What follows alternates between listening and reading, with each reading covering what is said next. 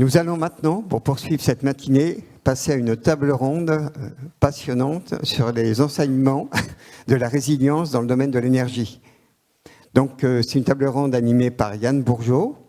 Je vais inviter les gens à venir sur scène. Allez-y. Si on peut avoir le slide correspondant aux photos. Et c'est Yann Bourgeaud qui va présenter les personnes, les intervenants. Yann.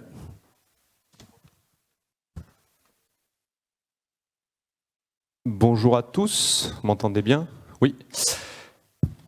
1 heure de table ronde, j'espère que vous êtes prêts, que vous avez bu un café, c'est bon, vous allez laisser votre téléphone et on va essayer de capter votre attention. Donc on a un super panel aujourd'hui. On va parler de l'énergie, on va parler des réseaux électriques, de la gestion de l'énergie et la cybersécurité des systèmes industriels. Donc on parle de système OT, on parle aussi d'ICS, donc d'Industrial Control System, ces fameux systèmes de contrôle industriel qu'on retrouve dans la plupart des usines et également sur les réseaux électriques. Et aujourd'hui, de plus en plus de menaces sur ces systèmes de contrôle industriel, des attaques de plus en plus sophistiquées, et puis la problématique aussi, ou l'opportunité que nous amène le digital, la transformation numérique qu'on va retrouver dans les usines. Comment on adresse tout cela, avec d'un côté effectivement de vieux systèmes à sécuriser, et de l'autre, tout ce que peut nous amener le digital au sein de ces systèmes OT. Alors pour parler de ce sujet pendant 1 heure, 3 acteurs et non des moindres de ce secteur de l'énergie. En premier lieu, un producteur, finalement l'entreprise EDF représentée par Olivier Lignol, le directeur cybersécurité du groupe EDF. Un acteur de la supply chain amont-aval, avec à la fois le traitement de la matière nucléaire et également son recyclage. L'entreprise Orano, représentée par Anthony Di Prima, son RSSI OT. Et également Schneider Electric, spécialiste de la gestion de l'énergie, du management de l'énergie au travers de solutions, autant logicielles que matérielles, représenté par son RSSI France et Benelux, Samuel Bror. Alors je vous propose de démarrer tout de suite, messieurs, avec justement ce que j'évoquais sur cette cybersécurité de ces systèmes OT qui, la plupart du temps, sont plutôt vieillissants. Et en tout cas, on a ce qu'on appelle un legacy, c'est-à-dire un historique dans ces usines, avec du matériel qui a donc un certain nombre d'années. Il faut adresser cette sécurité, il faut également adresser le maintien en conditions de sécurité de ces systèmes. Et puis, comment on adresse cette ouverture au monde du digital qui arrive de plus en plus dans nos usines? Peut-être Olivier, tu veux commencer? Alors, oui, merci pour cette introduction. Donc, effectivement, on a des systèmes de plus en plus, alors je dirais pas vieillissants, ils tournent encore très bien et ils nous sont très utiles, notamment en période hivernale. Mais en l'occurrence, on a des environnements de production, notamment chez EDF et puis de distribution aussi, qui ont un certain âge, qui ont pour nécessité d'être résilients et puis de pouvoir tourner en tout moment de manière à fournir l'objet pour lequel ils ont été conçus, c'est-à-dire fournir de l'énergie. Donc ça, c'est clairement l'objet qu'on a avec des systèmes principalement à l'origine analogiques et un peu numériques. Et on a à côté de ça un certain nombre d'environnements qui commencent à être déployés, dont certains qui sont en devenir par rapport au parc de production, qui, eux, nécessitent d'avoir des technologies qui sont des technologies d'aujourd'hui et qui donc ont des capacités à être connectés, ont des capacités à pouvoir interagir, ont capacité à avoir une meilleure maîtrise de l'outil industriel. Et donc, on est aujourd'hui à la conjonction, comme tu l'as très bien présenté dans ton introduction, de 2 mondes, où on a du maintien en conditions de sécurité, du maintien en conditions opérationnelles, avec des besoins qui rappellent ceux de l'IT, c'est-à-dire avec une nécessité de pouvoir mettre en sécurité, donc pas forcément patcher, mais en tout cas faire en sorte que si on a des vulnérabilités, elles ne soient pas accessibles pour l'attaquant ou exploitables, et en même temps des environnements dans lesquels, historiquement, on qualifie des systèmes, ça peut prendre des années, voire des dizaines d'années, et donc changer un système ne se fait pas comme ça. Et donc c'est bien ces 2 mondes qui se rejoignent. Peut-être Anthony, tu veux compléter? Non, juste peut-être pour aller dans le sens d'Olivier ou de ce qui a été dit précédemment, la digitalisation des usines, en fait, elle va au-delà de l'usine. Aujourd'hui, on a un vrai sujet de comprendre finalement où s'étend le périmètre du SI industriel. Les frontières virtuelles qui se sont établies, elles sont mouvantes et c'est très compliqué d'y s'y retrouver. En ce sens que finalement des procédés sur la chaîne de valeur du secteur de l'énergie s'appuient sur plusieurs entreprises qui s'interconnectent, qui s'interfacent du point de vue des process. On parle de la supply chain en fait, sur l'ensemble de la chaîne de valeur. Et derrière, c'est des systèmes d'information. Et donc du point de vue du maintien en conditions opérationnelles, du point de vue du maintien en conditions de sécurité, si on veut être dans une approche de résilience globale, il faut œuvrer sur l'ensemble de la chaîne et avoir, du point de vue d'un industriel donné, une maîtrise de toutes ces interfaces avec tout son écosystème. Et là, c'est un véritable enjeu de bien maîtriser, d'avoir une connaissance fine des interfaces entre les machines, entre les applications, mais aussi les individus qui vont œuvrer d'un périmètre à l'autre. Si on parle de planification d'une intervention dans une centrale ou dans une usine, quelle qu'elle soit, du secteur de l'énergie, pour un changement de pièce, on va avoir de la planification. Ça peut faire des demandes de production de pièces et ensuite on va faire l'intervention pour faire ce changement-là. Et toute cette chaîne-là s'appuie sur des applicatifs, des flux de données, des interfaces qui montrent qu'on a des vraies dépendances entre acteurs industriels. Et donc la résilience, elle doit être globale. Et donc le maillon le plus faible de cette chaîne-là, s'il est défaillant, c'est l'ensemble de la chaîne qui va être potentiellement compromise. Donc l'enjeu du maintien en conditions opérationnelles et de sécurité doit s'observer sur toute cette chaîne-là, avec l'ensemble des hommes et des femmes qui œuvrent au quotidien en fait. Oui, et donc en complément, ouais, Anthony, je suis arrivé il y a 9 ans chez EDF, moi j'ai fait l'ANSI avant, oui. Et en fait, il y a 9 ans, on était en train de se dire, les environnements sont cloisonnés, tout n'est pas accessible, et on cohabitait sur les différents environnements, et c'était très compliqué de pouvoir passer les informations d'un SI à un autre. À côté de ça, on avait des environnements, pour certains, très mécaniques, très nécessaires d'être protégés physiquement, parce qu'il n'y avait pas de moyens électroniques de les protéger. Donc on a rajouté des armoires à clés, des systèmes de gestion du contrôle d'accès par-dessus, qui ont complexifié l'accès à ces environnements. Aujourd'hui, et comme vient de le dire très bien Anthony, on partage le même environnement de travail, on partage le même processus et on a des allers-retours dans nos systèmes d'information et dans nos process métiers qui permettent justement d'être beaucoup plus optimisés. Et ça, ces dernières années, ça a complètement changé. Effectivement, je pense qu'on peut aussi rajouter la dimension humaine, au sens où la cybersécurité OT, finalement, c'est pas une problématique d'automaticien, c'est pas une problématique d'informaticien, c'est une problématique d'entreprise. Et à ce titre-là, ce qui est sûr, c'est que si on n'embarque pas l'ensemble des hommes et des femmes qui sont dans les usines et sur les sites industriels, on n'adressera pas le sujet de cette cybersécurité OT et c'est peine perdue. On est obligé d'engager ces personnes et donc d'adresser cette adoption. Peut-être Samuel, l'expérience Schneider sur le sujet ? Oui, alors effectivement, si on reprend les 3 piliers fondamentaux qui sont techno, process, people, selon moi, le pilier le plus important, c'est le focus people. Alors c'est vrai que sur cet event, vous allez croiser pas mal d'éditeurs qui proposent effectivement des technos, mais sans people pour les technos, sans people pour les process, c'est un peu délicat comme sujet, d'autant que la majeure partie des vulnérabilités sont liées à des erreurs humaines, qu'elles soient volontaires ou non. Donc c'est vraiment la clé de voûte de se concentrer sur l'humain. Alors, chez Schneider Electric, comme dans beaucoup de sociétés, les collaborateurs ont une formation obligatoire tous les ans sur les sujets cyber, mais plutôt high level, et qui concernent davantage l'utilisation du SI côté IT, mais beaucoup moins dans l'OT. On y associe des formations spécifiques aux métiers dans lesquels les différents spécialistes sont amenés à évoluer, donc plutôt des formations qui sont destinées aux, entre guillemets, les cols bleus, telle façon à ce que ces spécialistes aient ou en tout cas soient acculturés aux problématiques de cyber dans l'environnement. Donc Schneider Electric, c'est de l'industrie manufacturière. L'OT pour nous, c'est pas uniquement les activités industrielles, c'est aussi la R&D. Et donc en R&D, on a des mini-systèmes industriels qui font que par les profils qui gravitent, on a aussi un certain nombre de vulnérabilités liées aux enjeux qui sont la recherche et trouver de l'innovation. Donc on a besoin d'ouvrir parfois un certain nombre de portes pour pouvoir tester de nouvelles offres, ce qui amène des nouvelles vulnérabilités, des nouveaux risques, avec des nouveaux profils qu'il faut manager. Comme Yann le disait, effectivement, c'est une culture d'entreprise. Il faut vraiment acculturer l'ensemble des collaborateurs, multimétiers, à cette culture, chacun dans sa spécialité. Et d'ailleurs, je suis bien entouré aujourd'hui dans le secteur de l'énergie. On parle beaucoup safety. Alors, il y a 30 ans, 40 ans, les acteurs dans ces secteurs-là n'étaient pas très intéressés à sécuriser leurs infras parce qu'il y a paradigme entre dispo et sécu. Or, c'est indispensable. 30 ans après, on voit bien que ces systèmes-là ont bien évolué. On a correctement intégré la partie safety.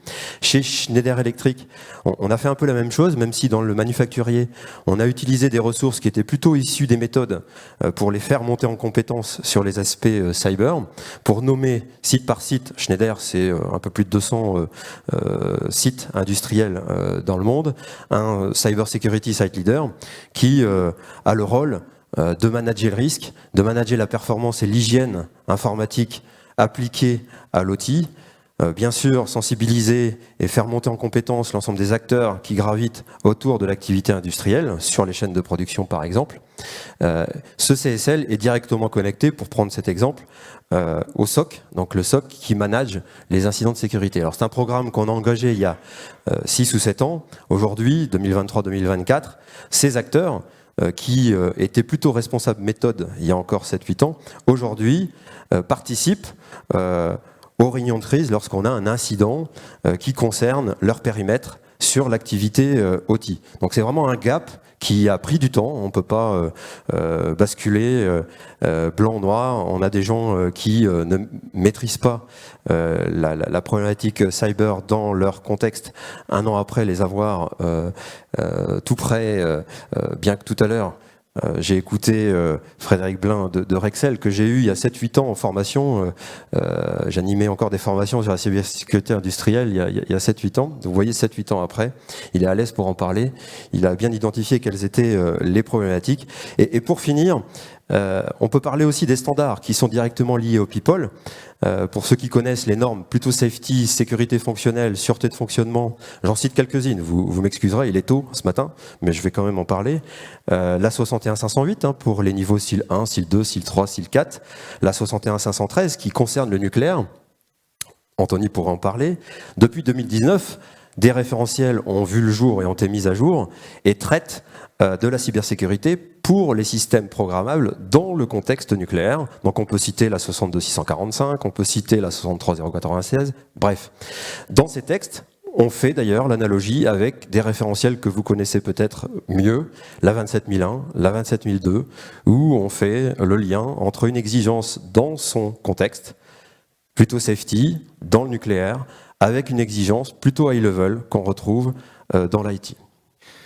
Et justement, pour compléter avec la dimension sûreté nucléaire et le lien des personnes, parce que là aujourd'hui c'était, et on le voit actuellement, la partie humaine est tellement importante que s'il n'y a pas d'adoption, et je reviens sur ce mot adoption, parce qu'on entend cybersécurité mal nécessaire, là aujourd'hui c'est évidemment plus le cas, il faut adresser cette cyber, je dirais comme un prérequis, et travailler avec cela tous les jours.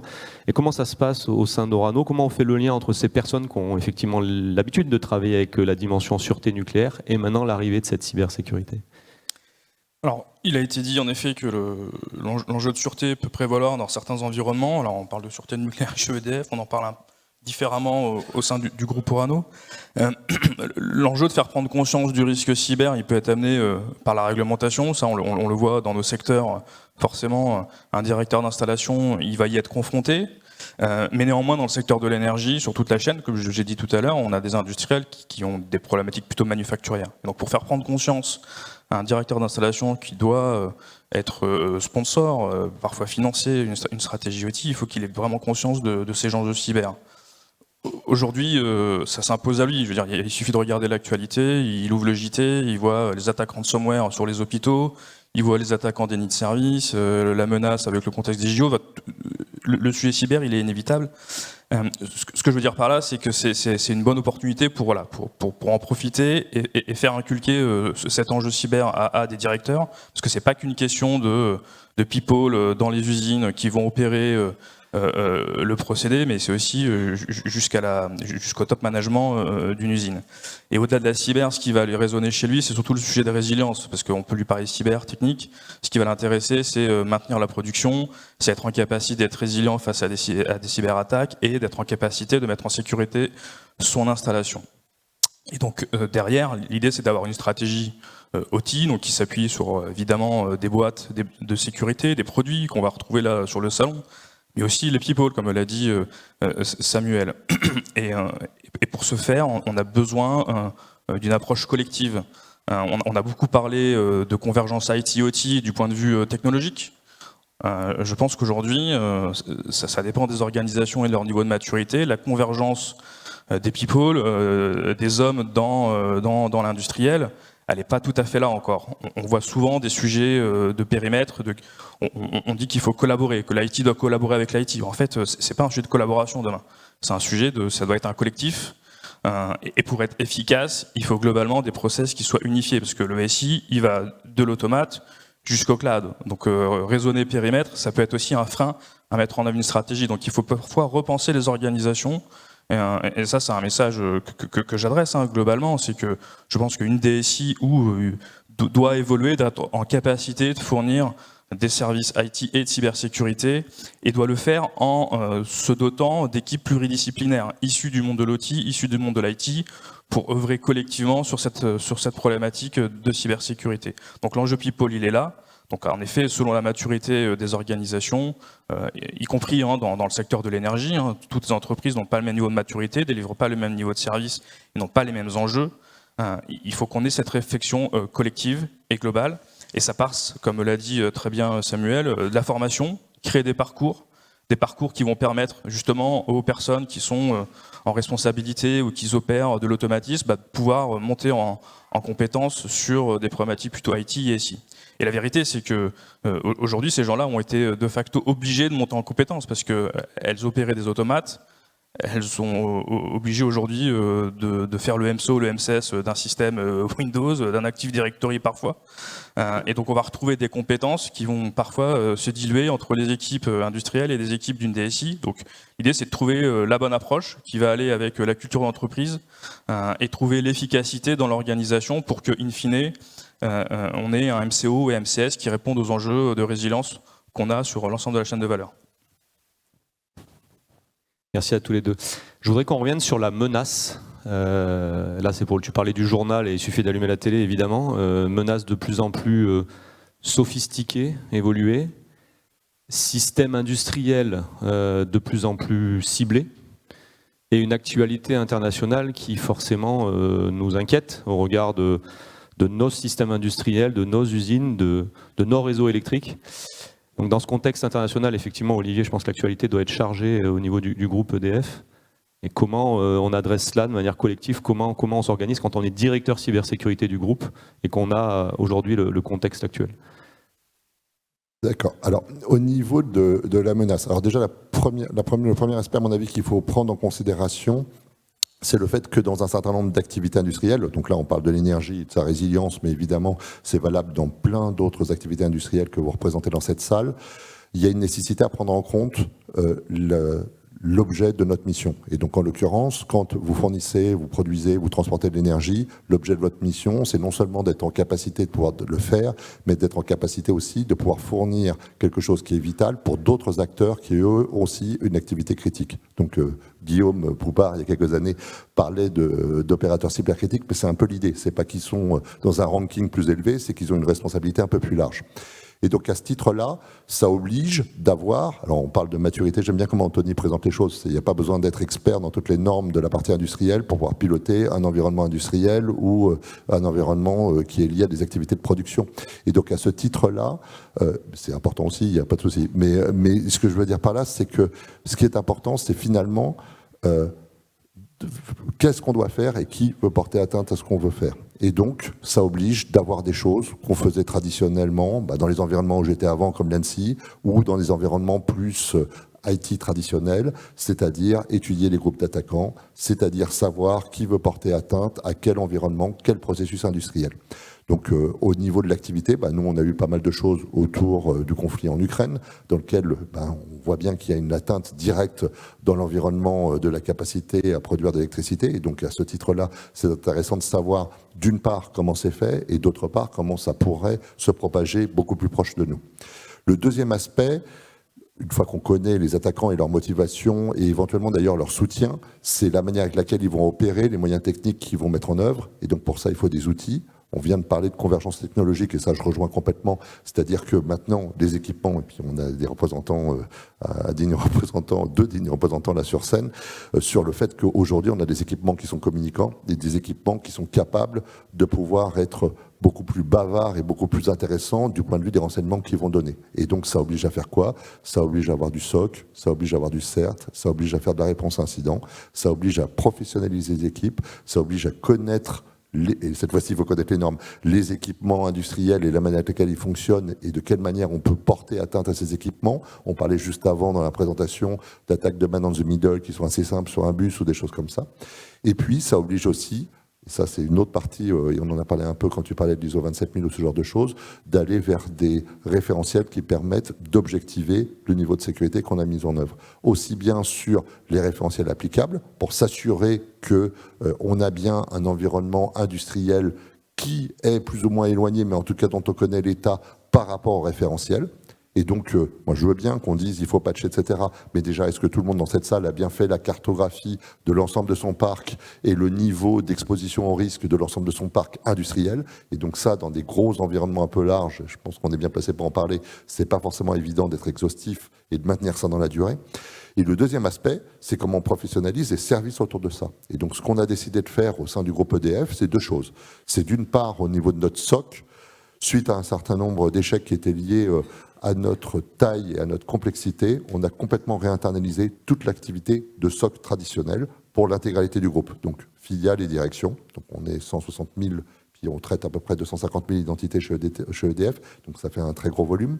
Et on a aussi créé à côté un SOC P10, donc qualifié par l'ANSSI, donc avec toutes les exigences qui sont liées et qui pèsent aussi sur d'autres acteurs qui, eux, sont des vendeurs de services de SOC, de manière à pouvoir garantir la protection de ces environnements de sécurité et de surveillance et de garantir le fait aussi qu'ils soient à un niveau acceptable de protection au regard d'agressions potentielles. Et donc à ce titre-là, le P10 nous sert beaucoup, donc qui est aussi interne, nous sert beaucoup pour protéger les environnements industriels. Merci Olivier. Si on complète avec une dimension plus logistique et comment on adresse cela au sein de Schneider, tu parlais tout à l'heure des usines, Samuel, on a aussi les distribution centers, qui sont également des systèmes OT évidemment. Oui, tout à fait. Alors effectivement, il y a les technos, alors je rejoins tout à fait Olivier sur ce qui vient d'être dit, avoir de la visibilité sur son récit, c'est vraiment fondamental, c'est-à-dire qu'il faut les people, et il faut mettre à disposition de ces people de la visibilité. Alors c'est vrai que dans le passé, les systèmes étaient plutôt indépendants, donc la DSI n'avait aucune visibilité, ou très peu, sur la partie OT. Le fait de les interconnecter, certes, ça mène du risque, mais ça donne l'occasion, l'opportunité de pouvoir, à travers cette connectivité, de gagner en visibilité pour avoir une bonne évaluation du niveau de risque vis-à-vis de l'extérieur et vis-à-vis des profils des groupes cybercriminels qui pourraient tenter de s'introduire sur vos SI. Ça, c'est un premier point. Alors, effectivement, notre vision, comme nos usines maintenant sont sécurisées, on a un management détection-réaction qui est en place, on s'aperçoit finalement qu'on a beaucoup de tiers qui interviennent sur nos systèmes. D'ailleurs, on est tierce aussi pour mes collègues voisins lorsqu'on est à faire intervenir des collaborateurs pour mettre à jour un firmware sur un relais de protection numérique dans un poste d'interconnexion, HTB par exemple, mais ça peut être aussi pour faire une maintenance mécanique sur une cellule haute tension dans un poste de distribution ou dans un poste de transformation. Bref, tout ça nous amène à dire qu'il faut manager le risque lié aux tiers, liés aux fournisseurs qui gravitent dans l'écosystème de nos systèmes industriels, d'ailleurs qu'ils soient purement industriels ou énergétiques, c'est un peu la même idée. D'ailleurs, Mastercard, Ponemon Institute relève que plus de 50% des incidents impliquent un tierce. Donc pour vous dire l'importance de manager le risque lié aux tierces. Alors l'ambition générale chez Schneider Electric sur le management des fournisseurs, c'est déjà, comme pour un système d'information industriel, de bien le connaître, d'avoir une cartographie la plus exhaustive possible. Alors, je laisserai mes collègues en parler, mais pour nous qui avons un peu plus de 200 usines dans le monde, le premier travail à faire, c'est avec les achats. de telle façon à ce que très en amont, vous puissiez avoir une cartographie relativement exhaustive de tous les tiers qui sont amenés à intervenir sur vos sites. Déjà ça, c'est pas une mince affaire pour mettre en place l'aspect contractuel, avoir de la visibilité suivant les sites, suivant les zones dans le monde où vous êtes amené à faire intervenir un tierce, pour ensuite l'évaluer dans un process de cyberscoring, déjà qualifier le niveau de risque que représente le tierce. Tout à l'heure, je citais 2 exemples. Faire une maintenance mécanique sur une cellule haute tension ou un autre tierce qui est amené à faire un update sur un relais de protection numérique qui agit comme protection homopolaire sur un transfo de tranche n'aura pas du tout le même impact si on vient y injecter un malware, sachant que dans le premier cas, c'est assez peu probable parce qu'on est sur de la maintenance mécanique. Dans le deuxième cas, plutôt sur de la maintenance numérique et électrique sur un relais. Là, pour le coup, c'est critique. Donc déjà, d'évaluer le niveau de risque que représente le tierce et ensuite adapter le process de management du risque lié à ce tierce. Et donc, à travers cela, c'est de faire du cyber assessment et puis en continu de suivre son niveau de maturité et recaler en fonction de comment l'entité évolue.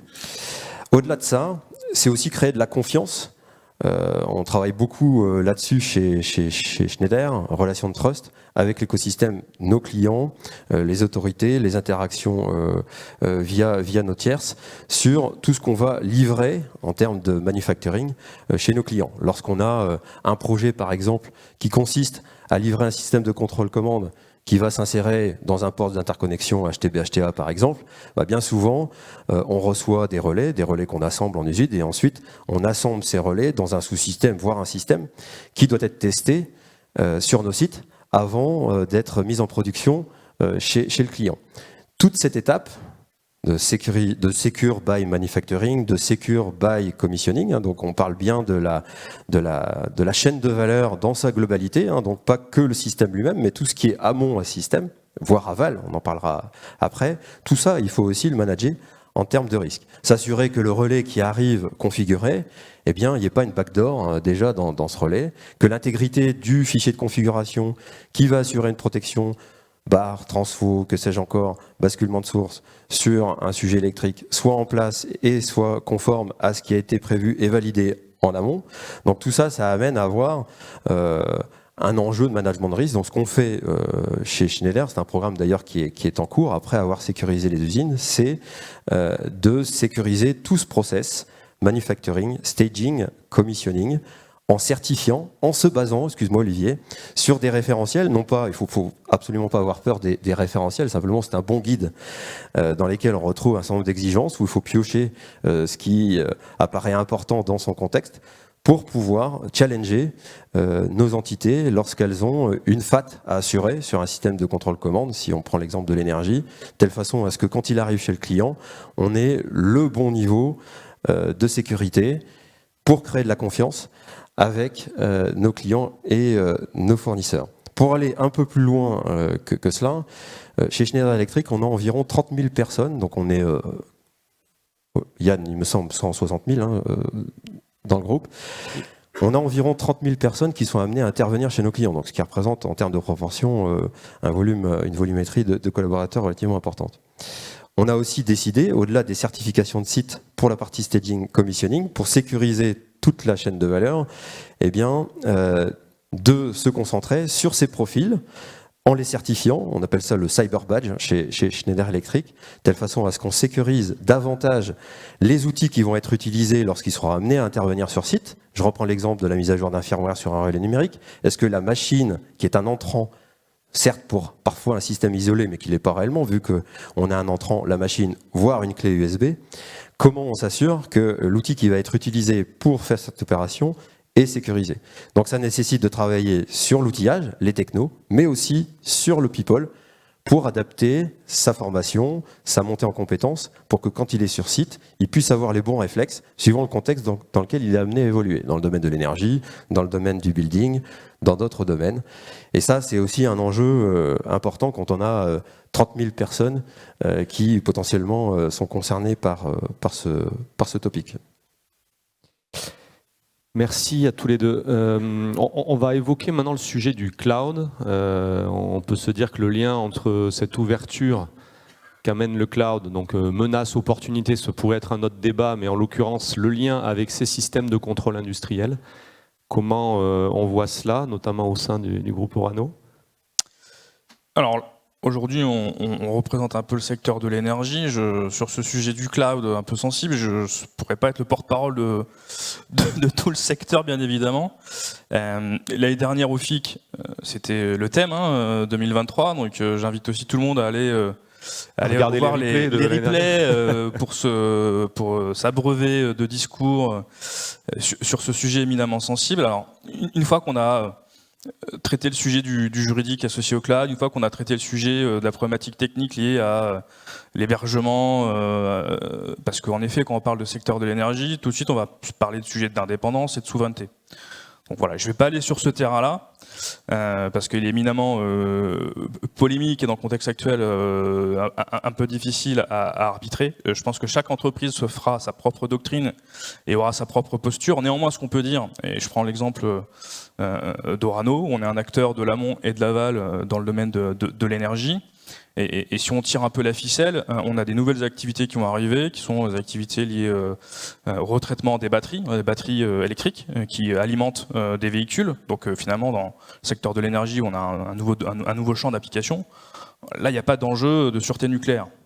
Donc tout est d'une question finalement d'appétence au risque qu'on a à aller dans le cloud ou pas, et chaque entreprise va avoir sa propre appétence vis-à-vis de ça, une fois qu'elle a en effet franchi la barrière de la problématique juridique et autres que j'évoquais, mais c'est pas le débat ici. Donc moi, ce que je considère, c'est qu'il faut faire le tour de tous ces cas d'usage et de regarder finalement la criticité qu'on a associée à ces cas d'usage-là. Et est-ce qu'on est prêt à aller ou non dans le cloud, à accepter finalement les risques que ça engendre, parce que le cloud, pourquoi il s'impose à un industriel?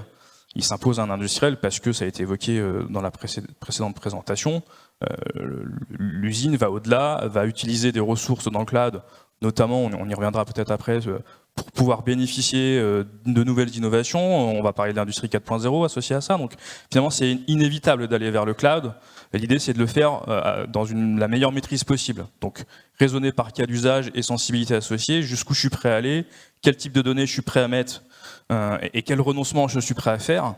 Une fois qu'on a dit ça, l'objectif va être de bâtir finalement toute la chaîne de valeur de l'usine vers le cloud de la façon la plus sécurisée possible. Je m'explique, c'est que selon les cas d'usage, de collecte de données sur lesquelles derrière on va vouloir faire des analyses, prendre des décisions, mais en tout cas on va être dans une logique de collecte de données, puis de données. Cette collecte s'organise par, on va dire, des équipements, technologies, par de la connectivité, par une remontée de données.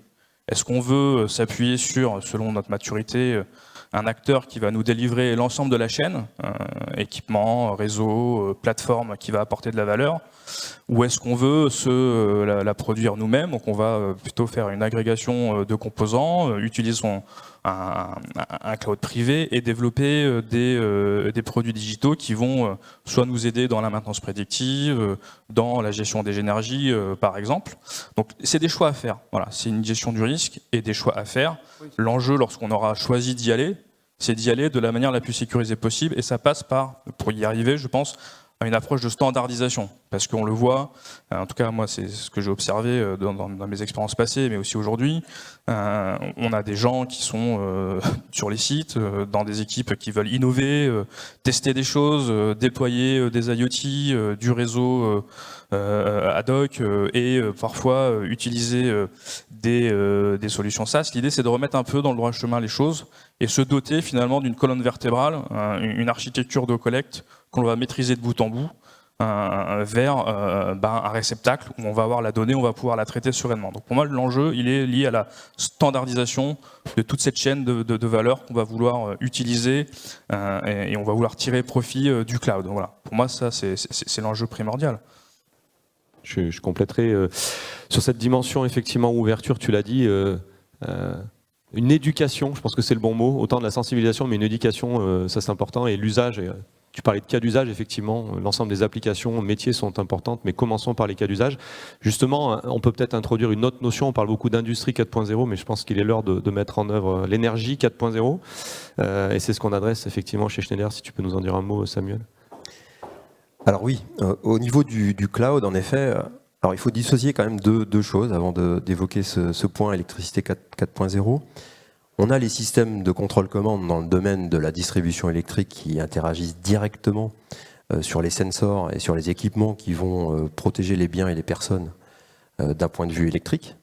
Donc ces systèmes-là n'ont pas vocation aujourd'hui et ou demain, je ne sais pas de ce que sera fait l'avenir, mais ne seront pas directement impliqués dans un modèle cloud pour des raisons évidentes, temps réel, qui font que dans les systèmes électriques aujourd'hui on utilisait, d'ailleurs on utilise encore un peu des liaisons filaires pour faire une interconnexion ou pour faire un interdéclenchement transfo par exemple. Aujourd'hui on utilise des fibres optiques avec des protocoles spécifiques pour les systèmes industriels.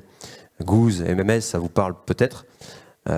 Autant pour le MMS où on est sur du temps électrique, 500 millisecondes, on pourrait entrevoir de la supervision via des applications qui seraient hébergées dans le cloud, encore que. Pour la partie télécommande, pour protéger les biens et les personnes, on est sur 2, 3, 4, 5 millisecondes en termes de temps de réponse, lorsqu'on a besoin d'interagir sur un relais de déclenchement, sur un disjoncteur HTA, HTB. Là, c'est pas viable, en tout cas tout de suite. Ça, c'est le premier point.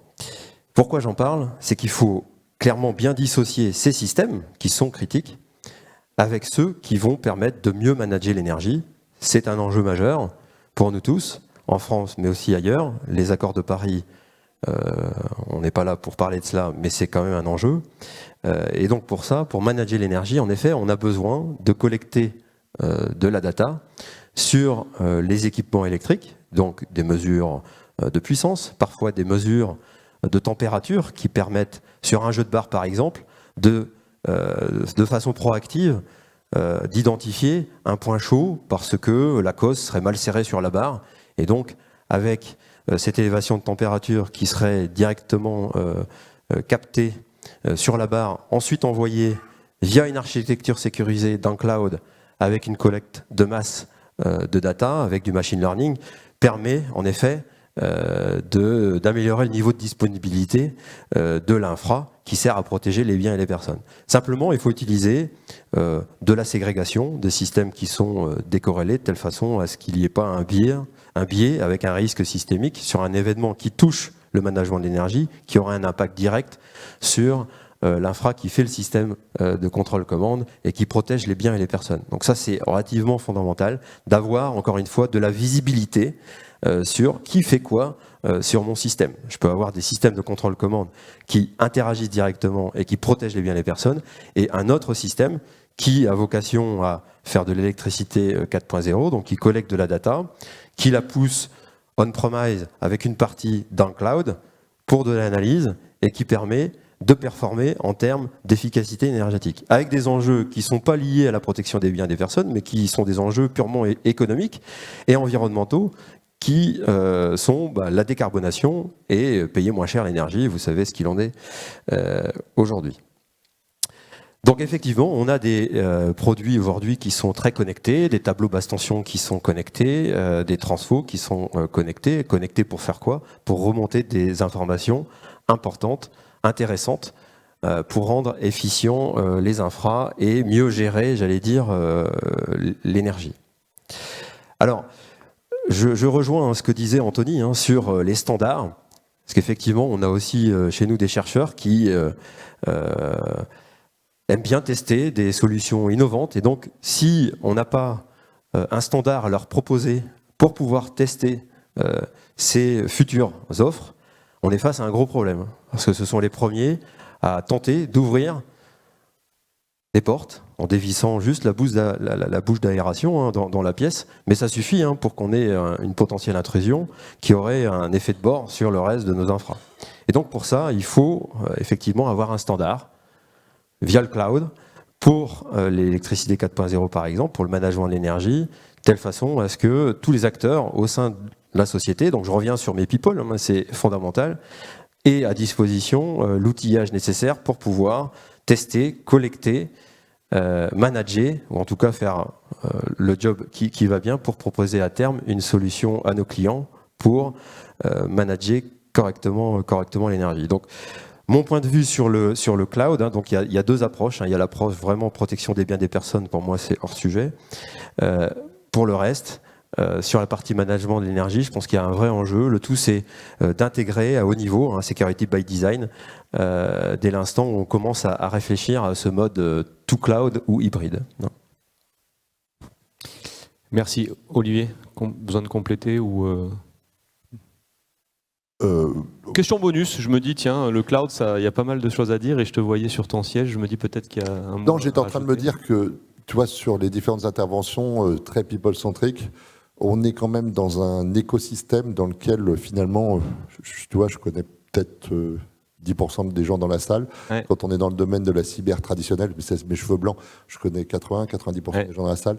Et donc, je pense que l'écosystème industriel, il commence à prendre. On commence à avoir des leaders qui sortent parce que simplement ils ont des compétences, parce qu'ils ont leur personnalité et que tout ça est en train de se construire. Et c'est très bon signe. Je pense que notre écosystème, globalement, hein, je ne parle pas que de l'énergie, il est en train de se stabiliser au niveau de ce que c'est que faire de la cybersécurité industrielle, quels sont nos problèmes, quels sont nos enjeux et la manière dans laquelle on peut interagir et on peut travailler ensemble. Et je pense que ça, c'est un élément qui est sous-jacent aux différentes interventions de ce matin.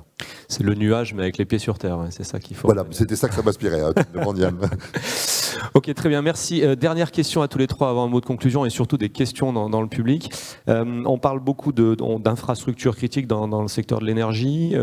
Si je reprends une analogie avec le sport, on voit quand même qu'il faut jouer collectif, qu'il faut se renforcer. Je voudrais vous entendre sur les collaborations, les partenariats dans le domaine public-privé et quels sont les thèmes sur lesquels on a besoin de ce soutien et on ne peut pas jouer solo justement. Est-ce que Anthony, tu peux nous donner un mot ? Oui, bien sûr, je peux parler de ce qui est fait dans le domaine du nucléaire civil. En fait, il y a un groupement qui existe, hein, qui est le GIFEN, qui est le groupement des industriels et fournisseurs dans le domaine de l'énergie nucléaire. Finalement, c'est un syndicat de clients finaux qui s'organise pour fédérer autour d'une filière et des métiers du domaine. Dans cette organisation, il y a une commission du numérique qui a vocation aussi à traiter de la cybersécurité. Donc ça c'est hyper intéressant, on peut y retrouver dans cet organe finalement tous les acteurs de la chaîne, que ce soit des grands acteurs comme EDF ou Rano, mais aussi des petits industriels ou des petits fournisseurs de services. Tout l'écosystème est le bienvenu et à ce titre, le GIFEN, par l'intermédiaire de cette commission, délivre un certain nombre de clés, d'approches pragmatiques pour aider tous les acteurs de la filière. L'idée c'est de partager les bonnes pratiques.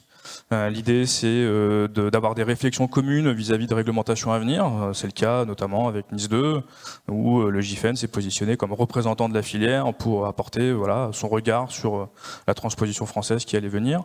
Et c'est aussi l'occasion pour cette organisation de proposer sur étagère finalement des livrables qui sont réutilisables dans les différentes entreprises. C'est le cas sur des sujets de sensibilisation, où avec le Cybermois sont proposés des fiches pédagogiques, un certain nombre de livrables réutilisables.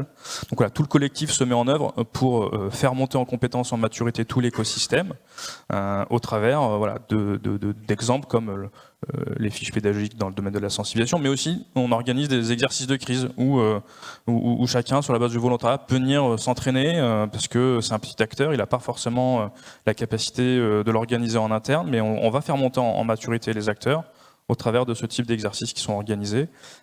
Le GIFEN n'est pas l'unique acteur qui s'organise de la sorte. S'organiser dans une filière, c'est des choses qui existent par ailleurs. Je pense que c'est un point hyper intéressant. Jouer collectif, c'est jouer collectif aussi au sein de sa filière et de son secteur d'activité. On a dans le domaine de l'automobile ce qu'on appelle des ISAC, Information Sharing and Analysis Center, qui vont se regrouper et discuter de cyber et faire monter en maturité le secteur. C'est le cas dans la pharma notamment, et puis il y a d'autres initiatives sur lesquelles on peut aussi trouver du collectif, plus le volet vertical métier qui existe, et puis après il y a des domaines de compétences et d'expertise cyber dans lesquels l'industriel peut aussi s'y retrouver. C'est le cas de l'Intercert notamment, mais il y en a plein d'autres. Juste en complément. Je pense que le GIFEN, ce qu'il faut comprendre, c'est qu'il y a quelques années, le secteur du nucléaire n'était pas structuré. Puis il y a eu un certain nombre d'évolutions sur Areva à l'époque et sur EDF qui ont fait qu'il y a eu une nécessité, une obligation qui était extrêmement bien poussé par l'État, de se réorganiser d'une manière efficace. Et le GIFEN a pu profiter de cet élément d'élan qui a permis aussi, effectivement, de représenter l'ensemble des acteurs. Donc ça, je pense que c'est un point important, effectivement, dans lequel on traite beaucoup de numérique, on traite beaucoup de cybersécurité. Après, autour de ça, je ne crois pas beaucoup dans l'ISAC énergie, parce que les ISAC énergie sont très liés à des intérêts qui sont plutôt des intérêts globaux, plutôt liés au World Economic Forum. Et donc aujourd'hui, c'est un peu dur de stabiliser des intérêts qui sont liés à des stratégies nationales au niveau de l'énergie. Et donc compliqué de trouver un schéma qui est un schéma commun. Alors c'est plus facile peut-être pour des acteurs comme moi qui sont très centrés sur l'Europe de l'Ouest et sur l'Asie, que pour d'autres qui sont présents, comme certains distributeurs italiens, sur l'ensemble du monde entier. Après, dans l'activité européenne, je pense qu'on a beaucoup de choses. Alors pas qu'autour de l'INISA, on en a autour d'EXO, qui a pas mal travaillé pour essayer de regrouper, et Schneider était présent aussi sur EXO, de manière à faire parler des RSSI. Ce problème, c'est faire parler des RSSI et des RSSI à l'échelle européenne tout de suite. Rien que de prendre le SBF 120 sur l'ensemble des pays, on a des milliers de gens, donc c'est compliqué, c'est quelque chose qui nécessite beaucoup d'énergie pour se coordonner. Après, au niveau de la partie transnational et intérêt, parce qu'il y a des effets de bord, je pense notamment aux distributeurs. On a pas mal de choses qui sont plutôt du côté des associations de distributeurs, notamment au niveau européen, qui travaillent entre eux de manière à avoir un collectif pour pouvoir réagir et qui intègrent aussi les notions de cybersécurité. Ensuite, quand on descend au niveau national, là plus dans la partie industrielle et un peu énergie, on va retrouver des choses, alors des associations de RSSI, comme le CESIN qui est un labo sur la partie industrielle. On va retrouver des événements maintenant, comme celui où on est aujourd'hui, et il y en a d'autres qui sont spécialisés sur la partie industrielle. Et on va retrouver un certain nombre d'initiatives étatiques. Donc au sein d'EDF, on est un des fondateurs du campus cyber, et on est représentant au conseil d'administration du secteur de l'énergie. Donc je partage le poste du conseil d'administration avec mon équivalent qui est chez Sanofi. Et donc en l'occurrence, je représente toute la partie énergie, et ça permet d'avoir une verticale qui est représentée aussi dans l'instance nationale, qui est le totem de la cybersécurité pour l'État français. Et puis depuis plusieurs années maintenant, côté ministériel, il y a une initiative qui marche très bien qui s'appelle le NSE, donc les nouveaux systèmes énergétiques, dans lequel vous êtes aussi très présent, et dans lequel il y a aussi de la coordination et de l'échange entre un certain nombre d'acteurs. Je crois qu'Orano aussi est présent. Et donc tout ça fait qu'on a beaucoup d'interactions. Alors je ne dis pas qu'on est très actif partout et qu'il y a des appointances, il y a aussi des éléments dans lesquels on voit plus d'intérêt à venir agir à un moment donné et puis d'autres à un autre moment. Donc ces éléments font aussi que c'est mouvant, mais l'ensemble des écosystèmes travaillent. Et puis en complément, je pense que du point de vue de nos écosystèmes, alors malheureusement ça fait un peu écho à l'actualité, au niveau des grands acteurs de l'énergie, et je pense que c'est valable dans la majeure partie des secteurs, on échange beaucoup. Donc pas que à travers la TASAT c'est quand même du généraliste. Par contre, on a des CERT qui sont des CERT plutôt matures, dont pas mal d'acteurs viennent, soit des services, soit de l'ANSSI, ou d'acteurs qui ont quand même pas mal travaillé avec des attaquants de niveau étatique. Et donc on a un certain professionnalisme sur notre mode de fonctionnement. Et donc il y a des canaux d'échange, il y a de la solidarité quand l'un ou plusieurs d'entre nous sont potentiellement attaqués. Et puis le deuxième point aussi, c'est que systématiquement, si on voit quelque chose qui se passe chez le voisin, et c'est vraiment valable pour tous les acteurs, on va le prévenir tout de suite parce que c'est dans l'intérêt de la communauté globale. On a même été assez régulièrement dans des approches dans lesquelles un acteur de la supply chain est attaqué, on est tous dépendants de cet acteur de la supply chain, l'un d'entre nous prend le lead pour pouvoir discuter avec lui apporter assistance si c'est nécessaire, et prévenir les autres de manière aussi à le soulager sur la communication de crise et sur les éléments qui sont nécessaires pour se défendre. Très bien, merci. On arrive au bout et on a laissé le public réagir. Est-ce qu'un mot particulier en termes de conclusion, chacun d'entre vous? Des choses qu'on n'a pas eu le temps d'aborder? Non, moi je veux juste réinsister sur l'approche collective. Quand on mène une stratégie OT au sein de son organisation, c'est jouer collectif, c'est décloisonner un peu les silos qu'on peut avoir historiquement, IT, OT. Ça c'est l'enjeu, et puis s'ouvrir dans sa filière et avec les bons acteurs dans le domaine du cyber, aller chercher les compétences là où elles sont. Il n'y a que comme ça qu'on avance. C'est clair. Alors oui, je reviendrai sur deux sujets. Déjà réfléchir au niveau de la chaîne logistique pour une sécurisation globale. C'est aussi l'enjeu de la NIS 2, pour ceux qui vont être concernés. On passe à l'échelle, hein, Nice V1, Nice V2, on passe de 150, 160 à plus de 10 000 opérateurs qui vont être concernés. C'est une bonne chose dans laquelle on va retrouver un objectif qui va concerner la supply chain laitière. Et pour nous, c'est intéressant justement que ça puisse être intégré au niveau réglementaire. Le deuxième point, la résilience de demain, c'est le focus people et la compétence, la pénurie des compétences. On n'en parle pas beaucoup, mais on forme les people, mais je pense qu'on manque aussi de compétences, surtout avec cette double composante, IT-outil. C'est vrai que chez nous, on fait interagir des gens de l'IT et de l'OT, mais il y a quand même des spécificités qui font qu'on a besoin des profils qui ont la double compétence, qui sont capables de comprendre une personne qui s'exprime sur son métier particulier. Donc voilà, le deuxième enjeu autour des compétences et de la résilience autour de ce point. Oui. Et moi, alors je pense qu'il faut effectivement jouer collectif. Maintenant, on est quand même dans un contexte qui va être extrêmement compliqué dans nos métiers parce que Nice 2, Cyber Resilience Act, PCM Unité, pour certains d'entre nous sur lequel ça pèse, tout ça fait qu'on a un empilement des réglementations et de la pression qui est en train d'arriver. On a une objectivation de la menace qui est en face de nous qui fait qu'il est hors de question de ne plus avoir la pression réglementaire, ça on peut le comprendre. Ceci étant dit, on ne doit pas être passif. Enfin, je pense que, je ne sais pas s'il y a des questions après, mais c'est important. C'est-à-dire qu'on doit être proactif. C'est personne qui va venir nous expliquer comment marche la cybersécurité d'un outil industriel. Par contre, si nous, on ne va pas expliquer aux législateurs, aux différents acteurs qui portent les risques dans une homologation, dans la manière avec laquelle ils conduisent leurs opérations de production, si on ne va pas les voir, ces gens-là, pour leur expliquer comment ça fonctionne, là, on aura failli à notre mission. Et donc, je pense que dans le collectif, on a aussi cette nécessité de faire preuve d'une pédagogie, mais dans le bon sens du terme, vis-à-vis de ces acteurs qui ont d'autres missions, de manière à leur faire comprendre où est la pression, pourquoi il faut le faire et dans quelles conditions on pourra s'en sortir par le haut. Très bien, merci à tous les trois. Dernière analogie avec le sport, promis. On vient de voir que la cybersécurité industrielle, c'est un marathon sans ligne d'arrivée. Je vous laisserai réfléchir là-dessus. En l'occurrence, on a 3 marathoniens avec 3 poumons, donc je me sens rassuré. Je vous demanderai de les applaudir, s'il vous plaît, avant de prendre les questions.